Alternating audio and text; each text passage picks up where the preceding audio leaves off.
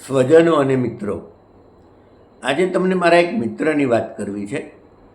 એ મિત્ર આમ તો એક પ્રાઇવેટ કંપનીમાં જોબ કરે છે. ખૂબ ઉત્સાહી, ખૂબ મહેનતુ અને અત્યંત પ્રામાણિક છે.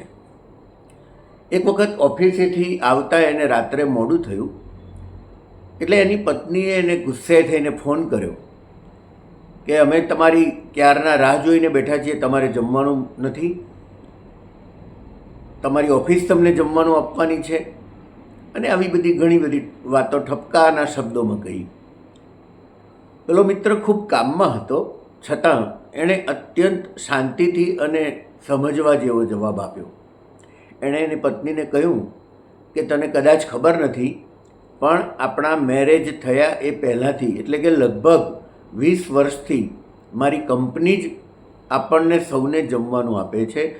મારી કંપની જ આપણા સમગ્ર પરિવારનું ભરણ પોષણ કરે છે. આ વાત આપણા માઇન્ડસેટમાં બરાબર હતી નહીં અત્યાર સુધી. આપણને એમ થાય કે આ વૈતરું કૂટીને શું કરવાનું, પણ એ ખરેખર વૈતરું નથી હોતું. આપણને શરૂઆતથી એમ કહેવામાં આવે છે કે રોજીરોટી રળવા માટે દુકાને જાઓ કે ઓફિસે જાઓ કે કોઈ વ્યવસાય કરો. મનોરંજન મેળવવું હોય તો થિયેટરમાં જાઓ, ગાર્ડનમાં ફરવા જાઓ, અને તમારે તંદુરસ્તીની માવજત કરવી હોય તો જીમમાં જાઓ. આ બધા માઇન્ડસેટ કરવામાં આવેલા છે. એટલે ઓફિસમાં આપણે રોજીરોટી કમાવા જઈએ છીએ, ત્યાં વધુમાં વધુ કલાક આપણે પસાર કરતા હોઈએ છીએ, અને છતાં આપણે એ નથી માનતા કે અહીં માત્ર વૈતરું કૂટવાનું નથી. જ્યાં જીવનના સૌથી વધારે કલાકો પસાર થતા હોય ત્યાં મનોરંજન પણ હોય, હળવાશ પણ હોય, અને આપણું સમર્પણ હોય તો ત્યાં મજા પણ હોય. આ જે માઇન્ડસેટ આપણા થયેલા છે, ધર્મની બાબત હોય, સંસારની બાબત હોય, વેપાર ઉદ્યોગની બાબત હોય કે જીવનની કોઈ પણ બાબત હોય, દરેક બાબતમાં આપણે એક માઇન્ડસેટ લઈને જીવતા હોઈએ છીએ. એ માઇન્ડસેટ જો સહેજ બદલાય તો આપણને નવી દિશા મળે અને સાચી સમજણ પણ મળે.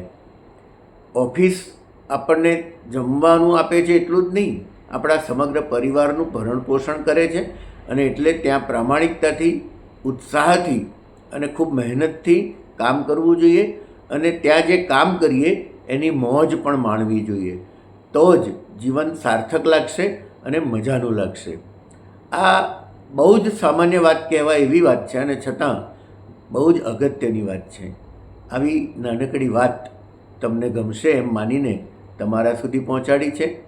રોહિત શાહ રનવે યુટ્યુબ ચેનલમાં આપનું આ રીતે હંમેશા સ્વાગત હોય જ છે. એટલે એ રીતે ફરીથી પણ મળીશું, મળતા રહીશું, વારંવાર મળીશું.